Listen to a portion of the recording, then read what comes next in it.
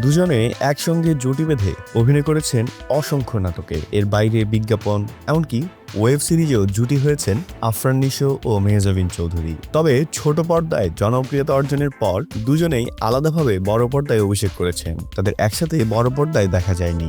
অবশেষে সেই অপেক্ষার অবসান ঘটতে চলেছে। প্রথমবারের মতো বড় পর্দায় জুটি বাঁধতে চলেছেন আফরান নিশো ও মেহজাবিন চৌধুরী। তারা অভিনয় করবেন একটি সাসপেন্স থ্রিলার ঘরানার সিনেমায়, যার নাম পুলসিরাত। ছবিটি পরিচালনা করবেন নির্মাতা ভিকি জাহেদ। জানা গেছে সিনেমাটির প্রাথমিক প্রস্তুতি ইতিমধ্যেই সম্পন্ন হয়েছে। শিগগিরই আনুষ্ঠানিকভাবে ছবিটির কাস্ট, গল্প ও শুটিং সংক্রান্ত আরও বিস্তারিত ঘোষণা করা হবে বলে জানা গেছে। বর্তমানে আফরান নিশো ব্যস্ত সময় পার করছেন সিনেমার কাজ নিয়েই। সম্প্রতি তিনি রেদওয়ান রনি পরিচালিত সিনেমা দমের শুটিং করেছেন।